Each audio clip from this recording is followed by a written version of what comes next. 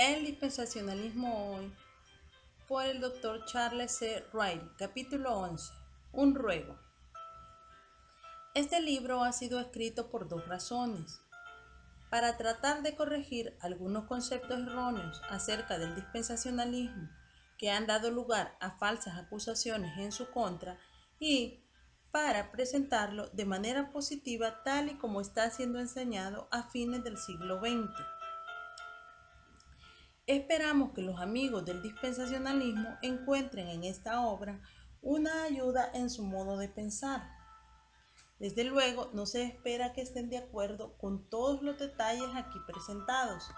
Aquellos que no son dispensacionalistas o que son antidispensacionalistas tendrán a lo menos que reconocer que este es el dispensacionalismo enseñado hoy.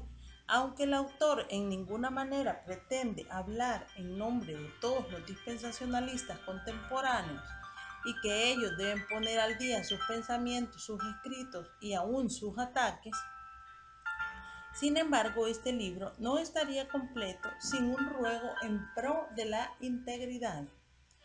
Todo cristiano tiene derecho a sus convicciones acerca de la verdad bíblica, pero mientras estemos en cuerpos terrenos, ninguno de nosotros puede ser infalible.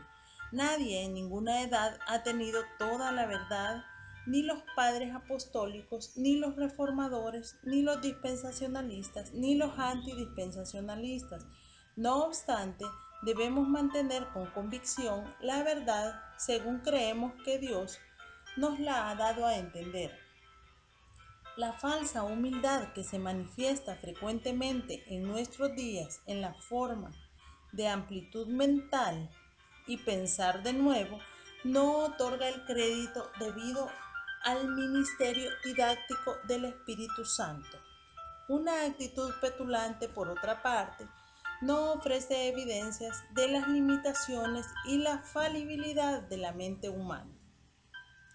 El equilibrio entre esos dos extremos es propiamente expresado en las palabras de Pablo, siguiendo la verdad en amor, Efesios 4:15. Tanto los dispensacionalistas como los no dispensacionalistas tienen el derecho a creer que su comprensión de la Biblia es la verdaderamente correcta, pero ninguno de los dos grupos tiene el derecho a pensar o actuar como si fuese el absoluto poseedor de la verdad. Y ciertamente ambos tienen el derecho a esperar que sus puntos de vista sean presentados correctamente y con integridad. Un grupo no gana nada desacreditando a la oposición. Desafortunadamente, el punto de vista dispensacionalista no ha sido siempre presentado con integridad. Por ejemplo, ya se señaló en el capítulo 6 cuán torcidamente ha sido presentada la enseñanza dispensacionalista acerca de la salvación. Ni los antiguos ni los nuevos dispensacionalistas enseñan dos maneras de salvación y no es justo tratar de hacer creer que enseñan tal cosa. Después de todo, la palabra de un hombre tiene que ser tomada en consideración o de lo contrario, todos los medios de comunicación se destruyen. Es correcto tratar de probar que algo es ilógico, pero no es justificable que en el proceso se presente mal esa posición. Es fácil crear seres imaginarios, pero con la misma facilidad que se crean, pueden ser destruidos.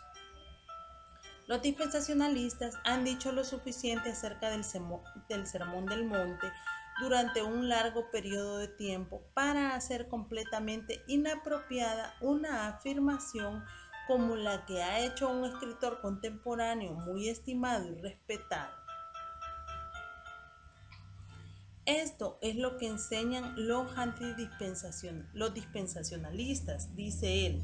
De hecho, que el Sermón del Monte no tiene nada que ver con nosotros. Es la ley de esa era y del reino de los cielos y no tienen absolutamente nada que ver con los cristianos de ahora.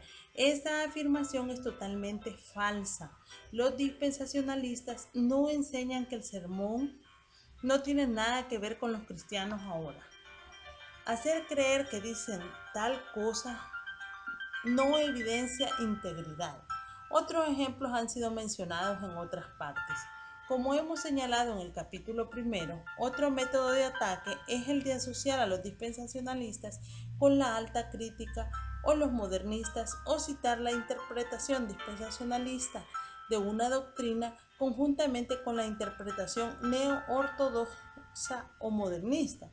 Todo esto es el método de la culpabilidad por asociación y es completamente indigno de cualquier conservador que lo use.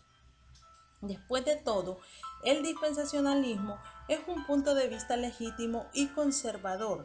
Ningún cristiano tiene la obligación de adherirse a este punto de vista, pero sí debe presentarlo correctamente. Esto es sencillamente un asunto de integridad cristiana. Integridad y sentido de prioridad van mano a mano. La tentación que experimenta todo predicador o escritor cristiano de irse por la tangente o de polemizar sobre un tema gastado es muy grande. Esto es verdad tocante a la doctrina y es igualmente verdad en materia de vida cristiana. La edad de la especialización ha alcanzado al ministerio cristiano de tal manera que algunos han perdido la perspectiva del todo y el sentido de prioridad. Todo el consejo de Dios comprende mucho más que la cuestión dispensacionalista. Todos nosotros necesitamos tener prioridades en la evaluación de una doctrina. Algunas doctrinas de la Biblia simplemente son más importantes que otras. Pablo puso una alta prioridad en el entendimiento correcto del Evangelio, Gálatas 1, 8 al 9. El mismo apóstol dio una prioridad inferior a la doctrina de la observancia de ciertos días, Colosenses 2, 16, 17. Algunas doctrinas requieren prioridad sobre otras. Nosotros, los dispensacionalistas, haríamos bien en recordar esto. La verdad dispensacional no es necesariamente la cosa más importante en la Biblia. Aún la profecía, aunque es un tema mayor, no debe de constituir la totalidad de nuestra predicación. La vida victoriosa, que indudablemente es una doctrina de elevada prioridad, puede ser enfatizada demasiado. Esto no quiere decir que una persona no debe especializarse o profundizar en ciertas áreas de la verdad, pero sería apropiado pedir a Dios que provea más expertos en lo relacionado a todo el consejo de Dios. Por supuesto, Dios da dones a la iglesia como Él quiere, pero en ningún lugar de la Biblia leemos que el don de la enseñanza esté limitado a enseñar dispensacionalismo, profecía o la vida cristiana. La única restricción en el contenido de un ministerio se relaciona con el don de evangelizar, el cual limita el mensaje del evangelista al evangelio. Tampoco leemos en ningún lugar de la Biblia que el don de ayudar o el don de mostrar misericordia debe de practicarse solamente con aquellos que creen estrictamente como nosotros. Los dones son para el cuerpo y el cuerpo está compuesto por dispensacionalistas y no dispensacionalistas. También necesitamos ser realistas en la cuestión de la prioridad del compañerismo.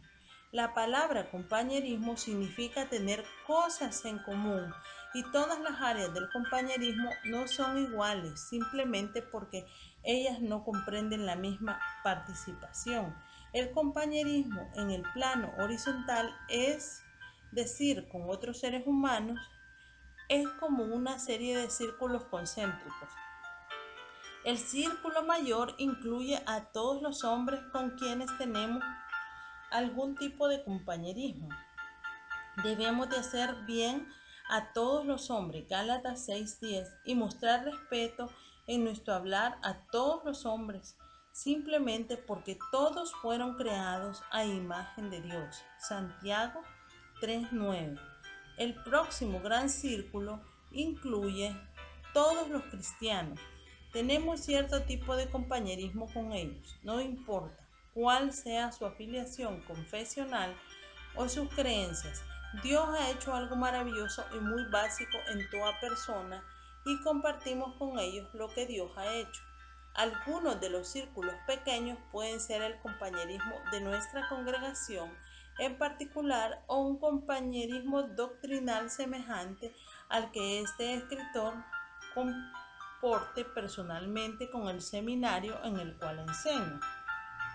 Atravesando por todos estos círculos está el factor físico. Nosotros obviamente no compartimos en la misma medida en todos los círculos. El compañerismo que tenemos dentro de un círculo específico. Nuestro Señor compartió ciertas cosas con Pedro, Santiago y Juan que no compartió con el resto del círculo de los 12. Así como existe el factor físico, también puede existir factores sociológicos legítimos que sobrepasen dichos círculos. El punto en cuestión es simplemente este. Los círculos de comunión en sí no son malos. El error está en nuestra falta o renuncia a reconocer algunos de ellos. Cuando alguien deja de reconocer los círculos grandes y levanta una pared de doctrina o práctica alrededor del círculo pequeño, rehusando salirse de esos círculos, ha caído en un error. Igualmente, es erróneo tratar de hacer que los creyentes tengan la misma clase de compañerismo con todos los demás creyentes sin permitirles tener los círculos pequeños de compañerismo. Es obvio también que los círculos de responsabilidad de la persona siguen muy de cerca los círculos de su compañerismo. La integridad ejercida en todas nuestras diferentes responsabilidades contribuirá en gran escala al cultivo de una armonía adecuada entre los conservadores, aunque estos difieran en la cuestión dispensacionalista. Puede parecer extraño que un libro que apoya un asunto tan sumamente debatido como el dispensacionalismo deba concluir con un llamamiento a la armonía. Esperamos que este punto ha de ser leído tan cuidadosamente como los puntos de desacuerdo. Sería erróneo esperar que todo aquel que lea este libro se convierta en un dispensacionalista convencido, pero esperamos sinceramente que podamos despejar parte de la niebla, asentar parte del polvo y ver claramente dónde diferimos y dónde coincidimos. Tal vez sirva de ayuda recordar algunas de las doctrinas importantes a las que los dispensacionalistas se suscriben sin reservas de clase alguna. Después de todo, los dispensacionalistas son conservadores y afirman su adhesión a las doctrinas de la inspiración plenaria y verbal, el nacimiento virginal y la deidad de Cristo, el sacrificio sustitucionario, la salvación eterna por la gracia y a través de la fe, la importancia de una vida santa y el ministerio del Espíritu Santo, y la esperanza de la vida futura con la venida de Cristo. Aquellos que están separados de nosotros en la cuestión del dispensacionalismo o del premileniarismo deberían recordar las áreas en las que están unidos con nosotros. Como ya hemos subrayado,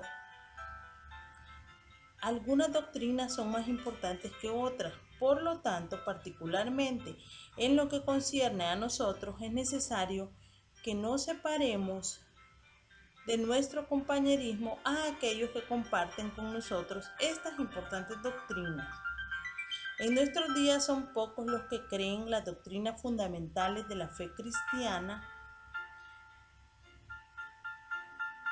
e ignorar a quienes se han pronunciado de parte de la verdad de Dios puede colocarnos deliberada o inconscientemente en asociaciones extrañas. Parece haber algo erróneo en nuestros círculos de compañerismo, sentido de prioridad, doctrina o unidad cuando vemos a conservadores contemplando a otros conservadores como un grupo opuesto y luego consideran como un amigo en materia teológica a aquellos que están enseñando o promoviendo el error. Hay algo erróneo también en nuestra noción de la sabiduría y la erudición cuando ignoramos el ministerio didáctico del Espíritu Santo. Existen entonces estas extensas áreas de acuerdo con los dispensacionalistas. Aún En la periferia del área de desacuerdo, es decir, el área de la enseñanza dispensacional, existen algunos puntos de acuerdo.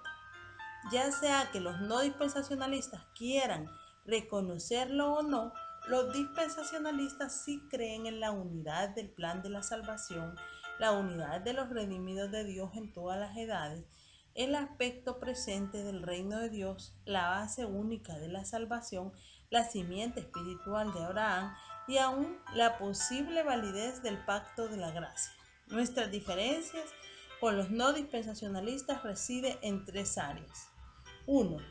Creemos en la clara diferencia entre Israel y la Iglesia.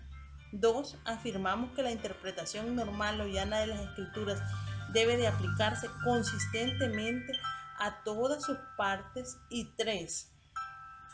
Afirmamos que el principio unificante de la Biblia es la gloria de Dios y que es obrado de diferentes maneras. El programa de redención, el programa para Israel, el castigo de los impíos, el plan para con los ángeles y la gloria de Dios revelada a través de la naturaleza. Vemos todos esos programas como medios para glorificar a Dios y rechazamos la acusación de que al diferenciarlos, particularmente el programa de Dios con Israel, como diferente a su propósito con la Iglesia, hemos bifurcado el propósito de Dios. En realidad, la revelación bíblica va más allá de una bifurcación del propósito de Dios. La Biblia presenta no menos de 5 propósitos diferentes, todos ellos unidos en el solo propósito de glorificar a Dios. Estas son las premisas básicas del dispensacionalismo y creemos que constituyen una ayuda y que no son una herejía.